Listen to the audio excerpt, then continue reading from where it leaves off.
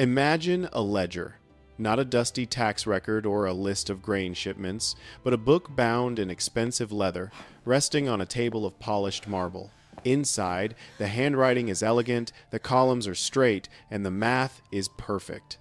But the entries aren't about gold or wheat, they are about human beings. Entry 346, Julia, wife of a senator. 4 hours, 6 participants, resistance, high. Fee collected, 5,000 sesterces. This wasn't a secret diary of a madman. This was the official accounting book of the Roman Empire. Under Emperor Caligula, the rape of Rome's elite wasn't just a crime, it was a government department. The corridors of the imperial palace didn't echo with the sounds of governance or diplomacy. They echoed with a very specific, industrial kind of suffering. Fathers were forced to auction the virginity of their daughters to the highest bidder.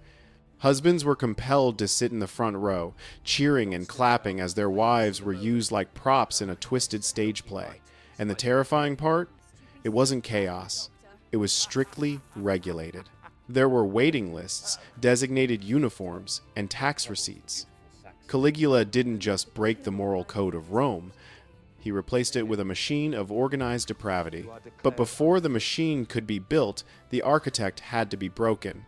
Rome didn't start in this nightmare. In fact, just a few years prior, the city thought it had found its savior in a smiling young man wearing soldier's boots.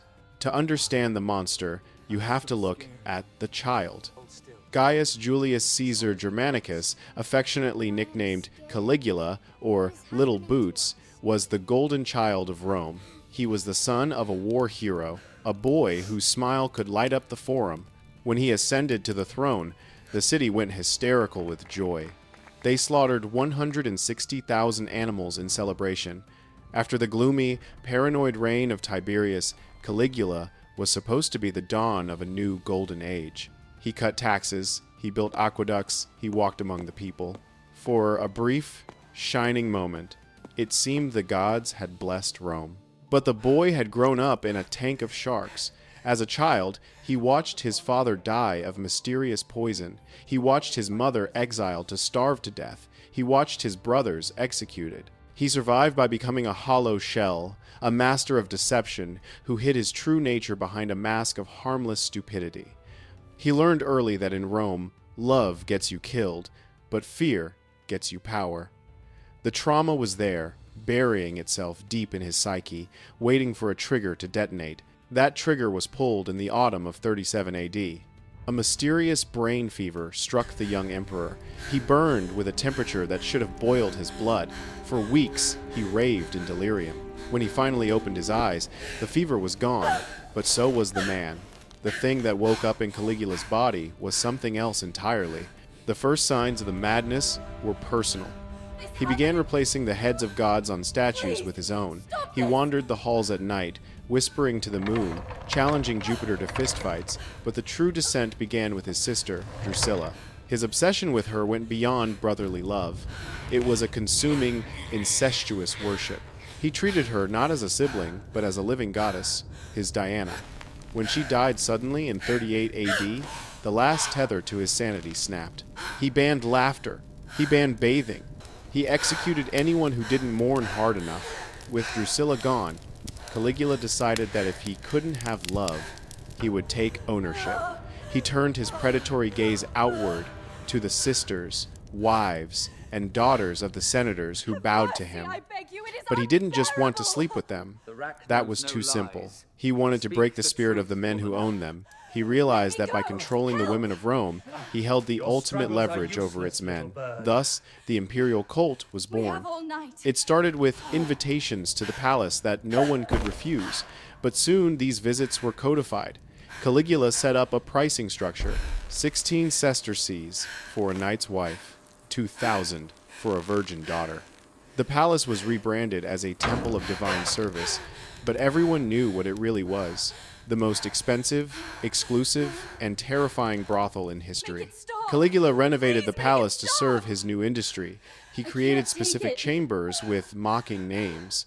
The Room of Jupiter was for his personal use, where he would enact violent fantasies while claiming divine right. The Chamber of Venus was a theater where noble women were forced to reenact myths, often involving bestiality or group coercion. The walls were painted with lavish frescoes, beautiful art witnessing ugly deeds. To run this operation, he employed a staff that rivaled the civil service. The physician, Scribonius, wasn't there to heal, he was there to appraise. He would examine the young girls and wives, checking their teeth, their skin, and most chillingly, their capacity for endurance. He would grade them like livestock. Those who passed were drafted. Those who failed were discarded. And every transaction was logged. The money flowed directly into the imperial treasury. Caligula would laughingly refer to it as voluntary patriotism. He had achieved the ultimate tyrant's dream. He was funding his empire with the degradation of his enemies. But for the victims, the cost wasn't financial. It was the total erasure of their dignity. If the prostitution was bad, the breeding program was a nightmare straight out of dystopian fiction. Secret memos found later revealed Caligula's plan to create a class of dependents loyal only to him. He selected women based on their fertility and forced them to conceive. The resulting children were taken away, raised in the palace shadows, stripped of their family names. They were the emperor's property, blank slates to be used as servants, spies, or playthings. He didn't stop at women. He ordered the sons of noble families to be feminized. Boys were dressed in saffron tunics, their faces painted with white lead and vermilion, taught to walk and gesture in ways that pleased the emperor. They were auctioned off at banquets alongside their sisters. It was a total inversion of Roman values, masculinity, lineage, honor all ground into dust. And the fathers? They were made complicit. Take Senator Cornelius. When he refused to hand over his wife, his 8-year-old son was found the next morning on the Senate steps, mutilated but alive, a message carved into his flesh. That afternoon, Cornelius surrendered his wife. Months later, when she became pregnant by the emperor, Cornelius was forced to sign legal documents acknowledging the bastard child as his heir, displacing his own bloodline. An entire economy sprang up to support this machine. In the back alleys of Rome, apothecaries sold quiet poisons to women who preferred death to the palace.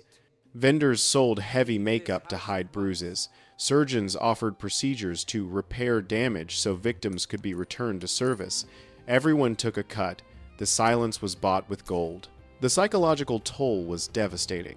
A noblewoman named Valeria, after months in the Chamber of Venus, simply stopped speaking. Her vocal cords were fine, doctors said, but she had lost the will to form words. Her silence became a contagion. Other women wouldn't look her in the eye because she was a living mirror of their own future. They were ghosts haunting their own lives. Walking dead women draped in Syrian silk. Caligula reveled in this. He would hold public readings of his ledger in the Senate. He would pick a name at random, entry 346, and read the graphic details of what was done to a senator's wife, forcing the husband to listen without flinching. If the husband cried, he was executed. If he looked away, he was executed. The only safe reaction was applause. The cruelty escalated until it became unsustainable. It wasn't just about sex anymore, it was about hunting. Caligula began staging lunar rites during full moons. He turned a private amphitheater into a slaughterhouse. Wives of senators were thrown into the arena not with other people, but with animals, bears, mastiffs, and once a leopard. Husbands sat in the galleries, wearing their white togas, watching the carnage. Caligula sat on a golden throne, directing the action with a gilded baton topped with phallic symbols. It was a theater of dominance, designed to prove that nothing was sacred. No bond of marriage, no protection of rank could save you from him. But even a god can bleed. The instrument of his destruction came from within his own system. Cassius Chaerea was a tribune of the Praetorian Guard, a tough veteran soldier. For years, Caligula had mocked him, forcing him to use humiliating passwords and treating him like a servant. Chaerea had participated in the system, guarding the doors while women screamed, but the shame had finally curdled into a murderous rage. January 24, 41 AD, the last day of the monster. After a morning of games, Caligula took a shortcut through an underground tunnel beneath the palace. It was dark, narrow, and quiet, the perfect kill box. Charia and his conspirators were waiting. They didn't just want to kill him, they wanted to erase him. The first blow struck his neck. As Caligula fell, screaming, "I am still alive," the other guards descended like a pack of wolves.